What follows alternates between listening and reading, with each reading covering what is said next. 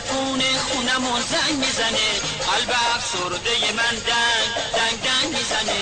با من از عشق و وفا همه روز صحبت میکنه، وقتی حرفش قطع میشه توی گوشم زنگ زنگ زنگ میزنه.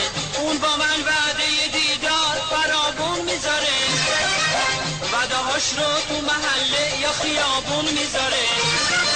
گفته فردا سر ساعت زود بیا منتظرم، سر چهارراه دم باچه تلفن قرار دارم. نشونیشو به من میده، پیرنی گل گلی و دامن چین چین دارم، توی دستم روی سینم گل نسیم دارم، گل نسیم دارم.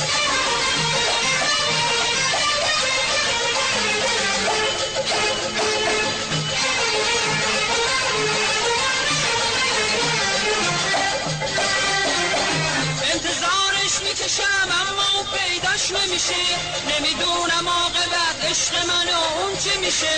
اومدم رو به خونه با دل افسرده و خون، باز دیدم زنگ میزنه مثل همیشه تلفن.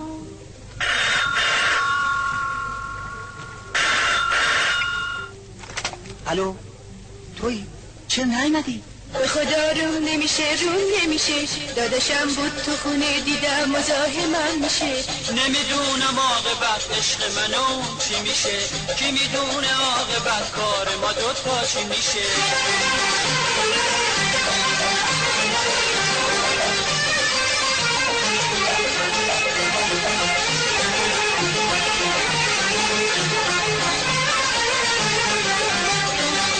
پیرنی گل گلی و دامن چین چین دارم، توی دستم روی سینم گل نسیم دارم، گل نسیم دارم، گل نسیم دارم، گل نسیم دارم، گل نسیم دارم.